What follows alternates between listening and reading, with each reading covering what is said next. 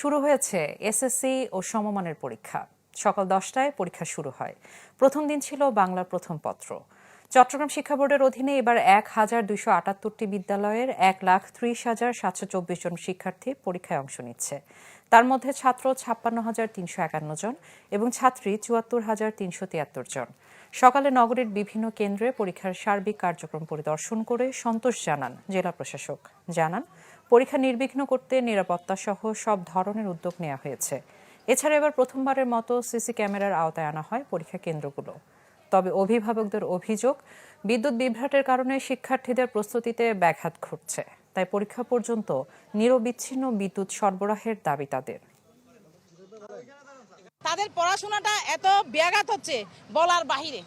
আর তাছাড়া হচ্ছে সরকার এই বিষয়ে তো কোনো পদক্ষেপ নিচ্ছে না। না হলে প্রতিদিন এভাবে যদি কারণ চলে যায়, রাতে ঘুমাতে পারতেছে না, তাহলে সে পড়াশোনাই কেমন করে করবে বলেন। সরকারের কাছে একটা বিশেষ অনুরোধ, সেটা হলো লোডশেডিং যেন না হয়, তাহলে বাচ্চারা ভালো মতো পরীক্ষা দিতে পারবে, রেজাল্ট ভালো হবে। আমাদের প্রত্যেকটি রুমেই সিসিটিভি আওতায় নিয়ে আসা হয়েছে। আমরা জানেন যে বর্তমান সরকার আসার পর পরীক্ষা পদ্ধতির উপরে গুরুত্ব আরোপ করেছে এবং যাতে পরীক্ষা কোনোভাবেই যেন নকল না হয় এবং কোনো পরীক্ষার বিশেষ করে পরীক্ষার পরিবেশটা যেন সুন্দর থাকে। অন্য কোনো জায়গা থেকে হোক, সেখান থেকে যদি কোনোভাবে কম্প্রোমাইজ করে হলেও পরীক্ষা কেন্দ্রে এবং হসপিটালে বিদ্যুৎ যেন তারা কন্টিনিউ করতে পারে, এই বিষয়ে আমরা তাদেরকে ডেকে আমরা গত সমন্বয় সভায় আমরা তাদেরকে নির্দেশনা দিয়েছি।